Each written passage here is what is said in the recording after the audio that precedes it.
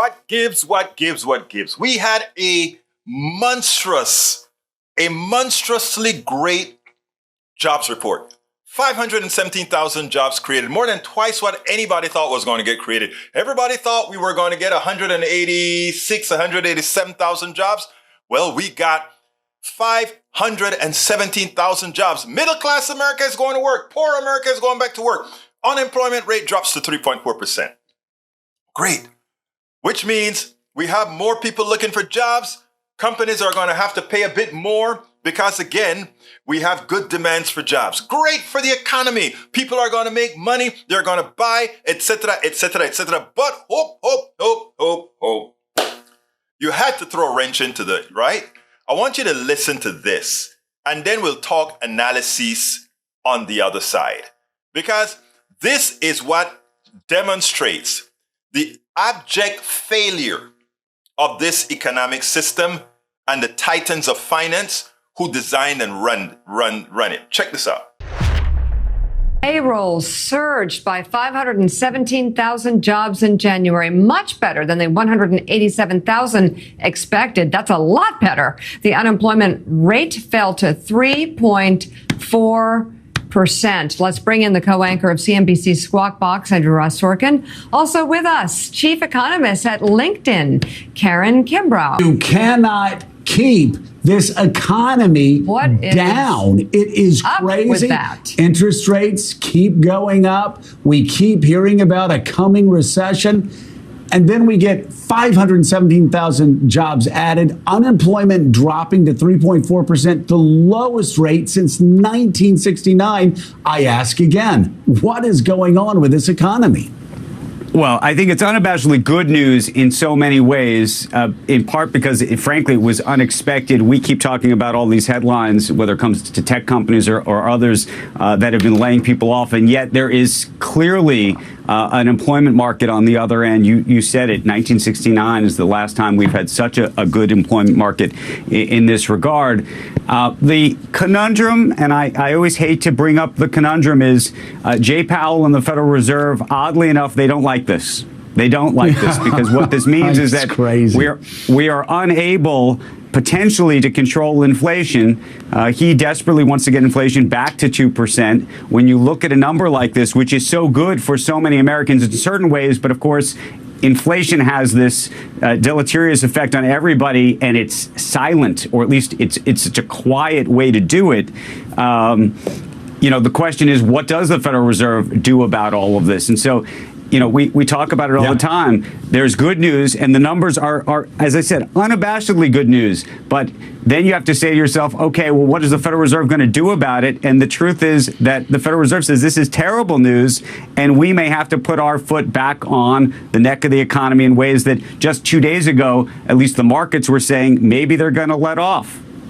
Right. And so yesterday, of course, Karen, the markets go up. I mean, a lot of these tech companies, the stocks explode. Right now, the futures for the Dow down. It's so fascinating. Yesterday, we saw the Fed sort of take its foot off the gas a little bit, maybe suggest that we've reached peak inflation. The same happened in the UK. But Lagarde and the EU said, not so fast. We still have inflationary pressures. She kind of kept her foot on the gas. Maybe she's right, huh? I mean, this economy is still strong. We're definitely seeing the same thing you're seeing over here in our data. I have to tell you, labor markets look tight. They look strong. Jobs are still there for those that want them, and many employers are still struggling to fill roles. So this is definitely an economy with a lot of momentum. And if I were to have one key takeaway, I would say that there is probably a lot more room and, or gas in the tank for this economy to keep going. And why is that? I mean, where it was, over the past year, we've said, we had all of the COVID relief checks and you had all of that money pouring into the economy.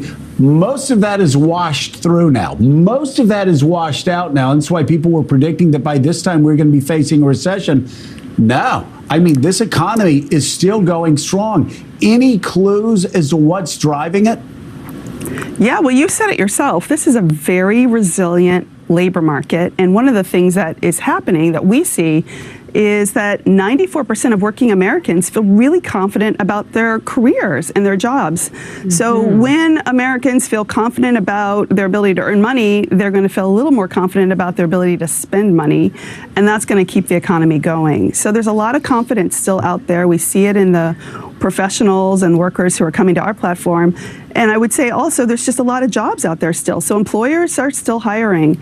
And as long as that continues, that's going to kind of create some worries for Jay Powell, of course. So, Andrew, on that note, is there still a labor shortage? Is it still tough, on a serious level to get workers? There's clearly a labor shortage. And by the way, to answer Joe's earlier question, this is customer driven, meaning the consumer is still spending. Now, the question, if you're in the skeptic business, is to say, why are they still spending? And one of the issues we should note is when you look at the credit card debt, the debt of the American consumer, it is rising. So, yes, they're spending, but they're not spending with their own money. And so then the question becomes later on down the line, do they have enough money on the other end of this? When you talk, and I think we talked about this just a week or two ago, a lot of the bank CEOs who have real access to be able to see, what consumers have in their bank account, they say it's going to get tough come June or July, August. Now, that was before this employment report, so we'll see whether that changes. But if you're trying to sort of look out as to what happens in the second half of this year and farther out, there are still some signs, or at least some red flags to think about. All right, so great report. People are getting jobs, wages are going up, but the financial sector doesn't want that. Why?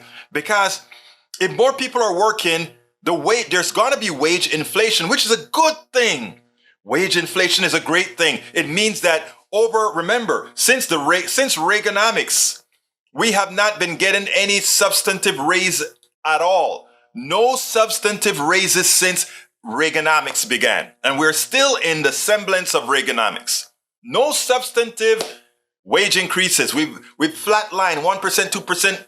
But the wealthy, their wage increases, their profits have been going through the roof. Our productivity, our creation, we the people making money that's transferred just to the few. Okay, so now we have a lot of people working. We have an economy that's efficient enough to produce what it needs. Real meaning there should be no real inflation except on things like eggs where there are real shortages, but oil inflation, false.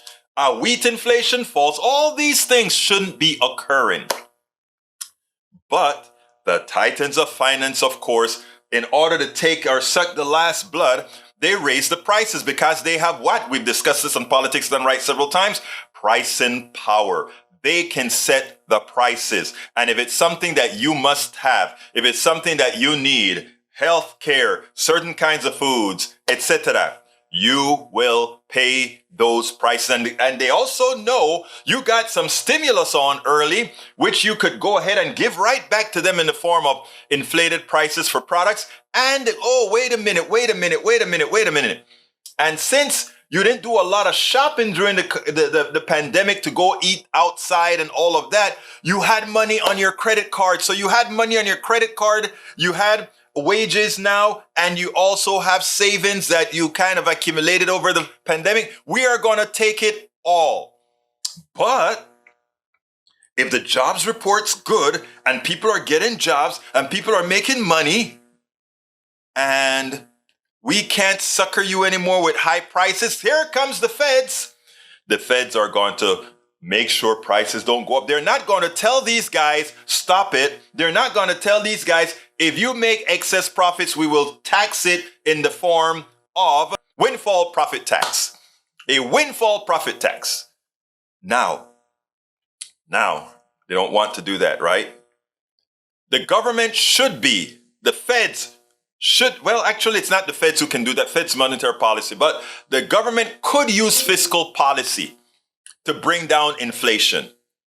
They could use fiscal policies, the policies created by the government, monetary policy, the feds, and so forth, who control the money supply. Okay? They could, if they wanted to, say, we are not going to put the onus on the American people. we're going to put the onus on the corporations who created this mess in the first place. They're the ones who outsourced to China, which created an initial supply chain problem.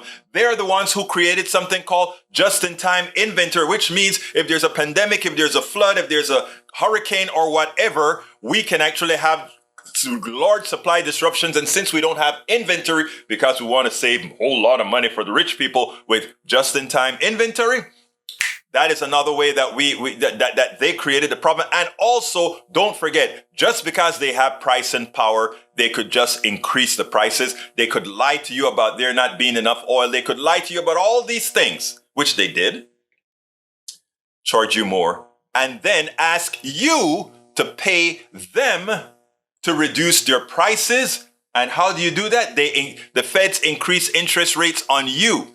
All that money that you bought on credit because of these price increases, now you are going to pay on that instead of on products. You're going to pay on that interest rate that you have now. And who gets that money? Oh my God, the bankers, the banksters. Get it, folks. We have to take this country back. And it's not about taking the country back from each other, conservative versus liberal or progressive versus right wing. That's what they want you fighting about. They want us fighting against each other so that we don't see the culprit. We don't understand the culprit, which it's them. The plutocracy, the very few, the ones that are pulling the strings. Let's grow up, understand what this job report was really about and why we have some negative notions of this great jobs report. We spend a lot of time deconstructing the news, trying to parse it into a form that everybody can understand. We try to find those little nitpicks where it flies above the fray, etc. If you really like these videos that we do, I want to ask a big favor. Please go ahead. Number one, subscribe to our channel. And number two, please join if you can. Thank you so kindly for watching. Keep watching. Please remember to share. We must populate the entire internet with our progressive message, a message that we know is what most Americans say that they want. So help us, please join.